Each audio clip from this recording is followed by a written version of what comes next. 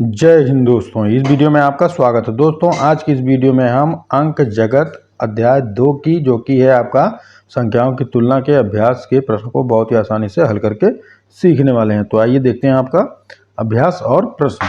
तो यहाँ पर पहले वाले प्रश्न की अगर हम बात करेंगे तो कह रहा है सही चिन्ह लगाओ, छोटा या बड़ा का चिन्ह आपको लगाना है। तो यहाँ पर देखेंगे 1 2 3 4 5 अंकों की संख्या है, यहाँ पर भी 5 अंकों की संख्या है। तो सबसे बाईं तरफ 6 है, इसमें भी सबसे बाईं तरफ 6 है।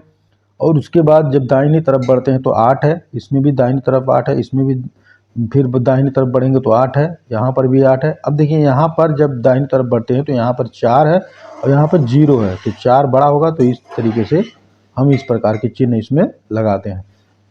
खा वाली की बात करेंगे तो 1 2 3 4 5 अंक का संख्या ये है, ये भी 5 अंक की संख्या है। तो सबसे बाईं तरफ 4 है, इसमें भी बाईं तरफ 4 है। फिर दाहिनी तरफ बढ़ेंगे तो 9 है, फिर इसमें भी 9 है। अब देखिए यहाँ भी 0 है, यहाँ भी 0 है, इसके बाद बढ़ रहे हैं तो दाहिनी तरफ जब बढ़ रहे हैं तो 9 है, इसकी भी दाहिनी तरफ जब बढ़ेंगे तो 9 है। और यहाँ पर जब से इकाई की तरफ आते हैं तो यहाँ पर 5 है, यहाँ पर 7 है, तो यह संख्या बड़ी है। तो इस प्रकार का चिन्ह हम लगाते हैं। ठीक है, यहाँ पर देखेंगे 1 2 3 4 5 अंकों की संख्या है, 1 2 3 4 5 अंकों की संख्या इधर भी है। तो सबसे बाईं तरफ 8 है, ये सबसे बाईं तरफ 8 है। और फिर दाहिनी तरफ बढ़ेंगे तो 1 है, यहाँ 0 है, तो अर्थात 1 बड़ा है। तो इस तरीके से हम चिन्ह लगाते हैं। घा वाले की बात करेंगे तो यहाँ पर है 1 2 3 4 5 अंकों की संख्या, 1 2 3 4 5 अंकों की संख्या। अब देखिए सबसे बाईं तरफ आपका 2 है, इसमें बाईं तरफ 2 है, बराबर है। अब दाहिनी तरफ बढ़ेंगे तो 3 है, यहाँ पर 0 है, तो 3 बड़ा है। तो इस तरीके से चिन्ह हम लगाते हैं। ठीक है, इस प्रकार से हम क्या करते हैं, छोटा बड़ा का चिन्ह लगाते हैं। आगे बढ़ते हैं, आगे बढ़ रहे हैं। प्रश्न संख्या 2 की बात करेंगे तो कह रहे हैं नीचे लिखी संख्याओं की पूर्ववर्ती संख्या और अनुवर्ती संख्या लिखिए। तो आपको क्या करना है, यह जैसे 9779 है तो इसकी पूर्ववर्ती और अनुवर्ती संख्या लिखनी है। तो पूर्ववर्ती अनुवर्ती संख्या लिखने के लिए आपको पता होना चाहिए किसी भी संख्या में अगर हम 1 जोड़ते हैं तो वह उस संख्या का क्या होता है, अनुवर्ती संख्या होता है।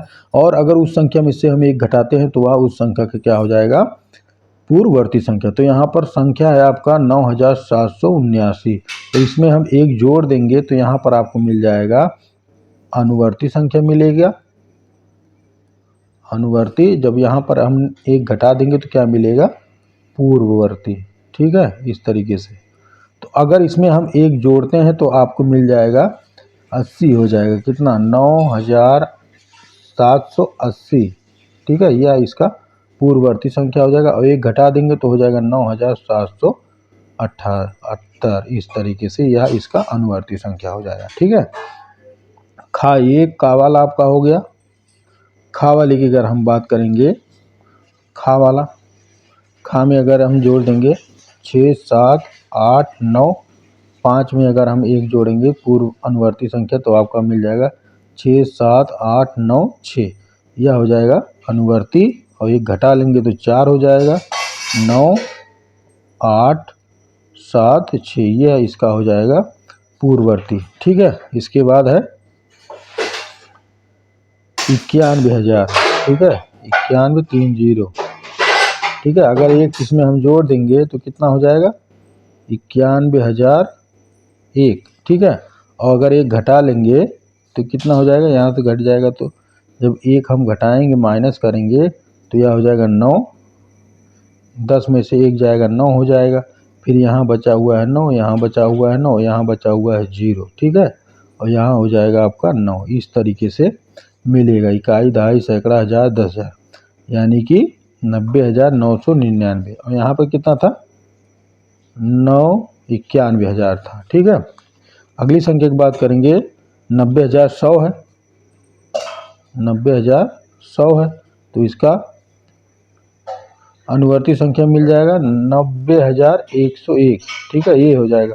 और पूर्ववर्ती संख्या मिल जाएगा 90,099। जब ये घटाएंगे तो 90,099 मिलेगा। ठीक है, इस तरीके से। अगली संख्या क्या है, 32,875। 32,875 में जब हम इसका अनुवर्ती संख्या निकालेंगे तो 1 जोड़ देंगे तो 5 1 6 हो जाएगा, 7 8 2 और 3। जब इसका हम पूर्ववर्ती संख्या निकालेंगे तो 32,874 हो जाएगा। यह इसका आंसर हो जाएगा, या अनुवर्ती या पूर्ववर्ती। ठीक है। और अंतिम जो है आपका 23,596 है। कितना है? 23,596। जब अगर हम एक जोड़ेंगे तो आपको मिल जाएगा 23,597, या अनुवर्ती संख्या हो जाएगा इस संख्या का। और 23,595 जब अगर हम एक घटाते हैं तो या इसका मिल जाएगा पूर्ववर्ती संख्या। तो इस तरीके से हम क्या करते हैं, इसको हल करते हैं। आगे देखते हैं प्रश्न संख्या 3। कह रहा है नीचे कुछ टेलीफोन नंबर लिखे गए हैं, इन्हें आरोही क्रम में लिखो। आरोही क्रम में लिखने का मतलब है, आपको पता है, सबसे पहले आरोही क्रम यहाँ पर हम लिख देते हैं। आरोही क्रम। आरोही क्रम का मतलब क्या होता है? सबसे छोटी संख्या पहले, उससे बड़ी, फिर उससे बड़ी, फिर उससे बड़ी। ठीक है। तो यहाँ पे देखेंगे इसमें 1 2 3 4 5 6, 1 2 3 4 5 6 अंक है। इसमें 1 2 3 4 5 6 अंक है। इसमें 1 2 3 4 5 6 अंक है। इसमें 1 2 3 4 5 6 अंक है। ठीक है। तो सबसे पहले यहाँ पर सबसे छोटी संख्या हम देखते हैं। छोटी संख्या की बात करेंगे, देखिए यहाँ 3 है तो यह बड़ा है, ये 2 है, ये छोटा है, ये 2 है, ये भी छोटा है, 2 है। ठीक है। तो 2 के बाद यहाँ देखिए 7 है, यहाँ भी 7 है, तो ये दोनों 7 है। तो यहाँ पर देखेंगे 6 है, तो सबसे छोटा यह हो जाएगा 25,600, इकाई, दहाई, सैकड़ा, हज़ार, 10,000, लाख। ठीक है। हो जाएगा 2,56,013, इकाई, दहाई, सैकड़ा, हज़ार, 10,000, लाख। ठीक है। सबसे पहले 2,56,013, इकाई, दहाई, सैकड़ा, हज़ार, 10,000, लाख। ठीक है। इसके बाद इससे बड़ी संख्या देखेंगे 27 24 है, 27 29 है, तो 27 24 63 ये हो जाएगा 27 24 63। इसके बाद इससे बड़ी संख्या 27 29 54, 27 29 54। ठीक है। और इस सबसे बड़ी जो संख्या है वो है 33 25 78, 33 25 78। इस तरीके से हम क्या करते हैं, इसका आरोही क्रम लिखते हैं। देखिए सबसे छोटी संख्या यानी कि 2,56,013, इसके बाद 2,72,463, इसके बाद 2,72,954, इसके बाद लास्ट में 3,32,578। ठीक है। अब देखिए प्रश्न संख्या 4 की अगर हम बात करेंगे तो कह रहा है कोलकाता में प्रतिदिन लगभग 4,000 टन, मुंबई में 11,000, इकाई, दहाई, सैकड़ा, हज़ार, 10,000, 11,000, और दिल्ली में 8,390 टन तथा चेन्नई में 4,800 टन कचरा निकलता है। कचरे की मात्रा का आरोही क्रम बनाना है। आरोही क्रम बनाने के लिए सबसे छोटा, सबसे पहले देखेंगे तो इसमें सबसे छोटा कौन सा है, यहाँ देखिए 4,000 है, तो इसी में हम अगर लिखना चाहें तो 4,000 हो जाएगा इसका आरोही क्रम। फिर इसके बाद 4,000 से बड़ा हो जाएगा 4,800, 4,800। फिर इसके बाद 4,800 के बाद आप यहाँ देखेंगे तो 8,390, इसके बाद सबसे बाद में 11,000, तो यह सबसे बड़ा। ठीक है। तो इसका आरोही क्रम ये इस तरीके से बनेगा 4,000, 4,800, 8,390 और 11,000। सबसे अधिक कचरा किस शहर से निकल रहा है? सबसे अधिक कचरा अगर आप देखेंगे तो मुंबई से निकल रहा है। क्यों? क्योंकि यहाँ से 11,000 टन निकल रहा है। सबसे कम कचरा किस शहर से निकल रहा है? 4,000, कोलकाता से। ठीक है, कोलकाता से। इस प्रकार इन सब सवालों को हम हल करते हैं। आगे बढ़ते हैं। तो आगे जब बढ़ेंगे तो यहाँ पर अगर आप ध्यानपूर्वक देखेंगे प्रश्न संख्या 5 को, तो कह रहा है किसी संख्या की अनुवर्ती एवं पूर्ववर्ती संख्याओं का अंतर निकालिए। जैसे मान लीजिए छोटी संख्या अगर हम मानते हैं 10, 10 का अनुवर्ती संख्या और पूर्ववर्ती संख्या।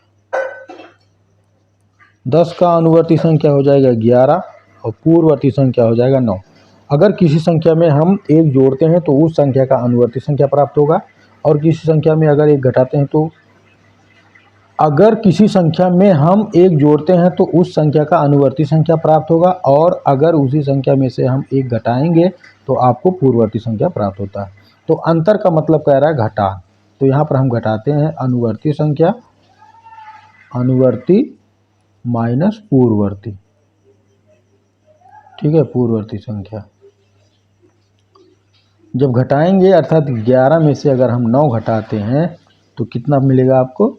2 मिलेगा। यही क्या हो जाएगा आपका आंसर हो जाएगा, उत्तर हो जाएगा। ठीक है, कितना मिलेगा? 2 मिलेगा। एक और उदाहरण के लिए समझ रहे हैं, जैसे 13 का अगर मानेंगे तो 13 का पूर्व अनुवर्ती संख्या हो जाएगा 14 और पूर्ववर्ती संख्या हो जाएगा 12। 14 में से 12 घटाएंगे तो 2 मिलेगा। ठीक है, यहाँ पर यह समझने वाली बात है, किसी भी अनुवर्ती संख्या में और पूर्ववर्ती संख्या में, यानी कि किसी भी संख्या के अनुवर्ती संख्या में से अगर पूर्ववर्ती संख्या घटाएंगे तो आपको आंसर 2 ही प्राप्त होगा। ठीक है, आगे देखेंगे। कह रहा है आलोक ने अपना गेहूं 88,889 रुपये में बेचा, जबकि दीपक ने अपना गेहूं 88,879 रुपये में बेचा। किसने गेहूं अधिक दाम में बेचा? तो यहाँ आप देखेंगे सबसे बाईं तरफ 8 है, इसमें सबसे बाईं तरफ 8 है, इसमें भी 8 है। दाहिनी तरफ बढ़ रहे हैं तो यहाँ पर 8 है, फिर दाहिनी तरफ बढ़ेंगे 8 है, फिर दाहिनी तरफ बढ़ेंगे 8 है, 3 बार 8 है। इसके बाद यहाँ देखिए जब दाहिनी तरफ बढ़ेंगे दहाई वाले अंक पे जब पहुँचेंगे तो यहाँ पे 8 है और यहाँ पर दहाई वाले अंक पे पहुँचेंगे तो 7 है। तो यह आपका 8 बढ़ा है, यानी कि आलोक की गेहूं का दाम बढ़ा है। ठीक है, तो यहाँ पे लिख लो आलोक। ठीक है, आलोक के गेहूं का दाम, आलोक के गेहूं का दाम बढ़ा है। ठीक है, अब यहाँ पर देखिए आगे अगर हम बात करेंगे तो प्रश्न के 7 की, तो कह रहा दिए गए अंकों से सबसे बड़ी व सबसे छोटी संख्या बनाओ। किसी भी अंक को दोहराए ना जा सके। सबसे बड़ी संख्या बनाना है तो जाहिर सी बात है आपको क्या करना है, बढ़ते क्रम में लिखना है। सबसे बड़ी संख्या बनाने के लिए घटते क्रम में लिखना है। तो यहाँ पर 9 हो जाएगा, 8 हो जाएगा, 7 हो जाएगा, 5 हो जाएगा, 1 हो जाएगा। ये बड़ी संख्या हो जाएगी। और इसका उल्टा अगर हम कर देंगे 1, 5, 7, 8, 9 तो ये छोटी संख्या हो जाएगी। ठीक है, छोटी बड़ी इस तरीके से इसका भी बनाएंगे। तो यहाँ हो जाएगा सबसे बड़ा 5, 6 हो गया, 5 हो गया, 4 हो गया, 3 हो गया, 2 हो गया, 0 हो गया। उल्टा करेंगे तो 0 आएगा, लेकिन 0 को हम पहले लिखते नहीं, उससे अगले अंक को लिख लेते हैं, उसके बाद 0 लगा देते हैं। ठीक है, बाकी वही संख्या उतार लेते हैं। ठीक है, इस प्रकार से तो ये बड़ी संख्या प्राप्त होगी और ये छोटी संख्या प्राप्त होगी। ठीक है, इस प्रकार से। प्रश्न संख्या 8 की बात करेंगे तो कह रहा है 5 अंकों की सबसे बड़ी संख्या, 5 अंकों की 1, 2, 3, 4, 5 बार 9 की अनुवर्ती संख्या कितने अंकों की होगी? अगर इसमें हम 1 जोड़ेंगे तो आपको मिल जाएगा कितना? 0, 9 1 10 की 0, फिर 1 2 3 4, 1 2 3। ठीक है, 9 में 1 जोड़ेंगे 10 के 0 हो जाएगा, फिर 9 में जोड़ेंगे 10 की 0, फिर 9 में जोड़ेंगे 10 की 0, फिर 9 में जोड़ेंगे 10 की 0, फिर 9 में जोड़ेंगे 10। तो यहाँ पर इकाई, दहाई, सैकड़ा, हज़ार, 10,000, लाख। ठीक है, यहाँ पर इकाई, दहाई, सैकड़ा, हज़ार, 10,000, 99,999 5 अंकों की कह रहा है ना, तो 99,999 अगर हम अनुवर्ती संख्या जोड़ते हैं तो इसकी अनुवर्ती संख्या कितनी हो जाएगी? इकाई, दहाई, सैकड़ा, हज़ार, 10,000, लाख, यानी कि 6 अंकों की। ये 5 अंकों की है तो ये 6 अंकों की हो जाएगी। ठीक है, इस तरीके से हम क्या करते हैं, अभ्यास और प्रश्न को हल करते हैं। आगे हम देख लेते हैं, एक महान गणितज्ञ हैं, उनके बारे में भी हम सीख लेते हैं, थोड़ा पढ़ लेते हैं। आगे देखते हैं। तो आज की इस वीडियो में हम महान गणितज्ञ श्रीनिवास रामानुजन के बारे में अध्ययन करने वाले हैं। तो यहाँ पर अगर आप देखेंगे तो महान गणितज्ञ श्रीनिवास रामानुजन एक महान गणितज्ञ थे। इनका जन्म तमिलनाडु में हुआ। इनका अगर कभी कभी पूछता है कि श्रीनिवास रामानुजन का जन्म कहाँ पे हुआ है, तो तमिलनाडु में हुआ। ये विलक्षण प्रतिभा के धनी थे। इन्हें गणित में कोई विशेष प्रशिक्षण नहीं मिला, फिर भी इन्होंने गणित के क्षेत्र में अद्वितीय योगदान दिया। ये अत्यंत जिज्ञासु प्रवृत्ति के थे। इन्हें प्रश्न पूछना बहुत पसंद था। इनके प्रश्न कभी कभी शिक्षकों को भी आश्चर्यचकित कर देते हैं। ठीक है, इनके प्रश्न कभी कभी शिक्षकों के आश्चर्यचकित कर देते थे। इन्होंने 10 वर्ष की उम्र में पूरे जिले में प्राथमिक स्तरीय परीक्षा में सर्वाधिक अंक प्राप्त किया। अगर पूछता है कितने वर्ष में, तो 10 वर्ष में। ठीक है, प्राथमिक स्तरीय परीक्षा में सबसे ज़्यादा अंक प्राप्त किया। इन्होंने गणित के अनेक सूत्रों एवं प्रमेयों की रचना की। अनेक सूत्रों एवं प्रमेयों की रचना किसने की? इनका जन्म, कभी कभी ये बहुत ही महत्वपूर्ण है, यह पूछता है गणित दिवस आप कब मनाते हैं, तो उसको हम इनके जन्म दिवस के रूप में मनाते हैं। तो कह रहा है इनके जन्मदिन 22 दिसंबर को हम गणित दिवस के रूप में मनाते हैं। ठीक है, गणित दिवस आप कब मनाते हैं? 22 दिसंबर को। प्रत्येक वर्ष 22 दिसंबर को हम गणित दिवस मनाते हैं। और यह गणित दिवस क्यों मनाया जाता है? क्योंकि इस दिन महान गणितज्ञ श्रीनिवास रामानुजन का जन्मदिन मनाया जाता है, इसलिए हम गणित दिवस मनाते हैं। ठीक है, मिलते हैं अगली वीडियो में, तब तक के लिए जय हिंद।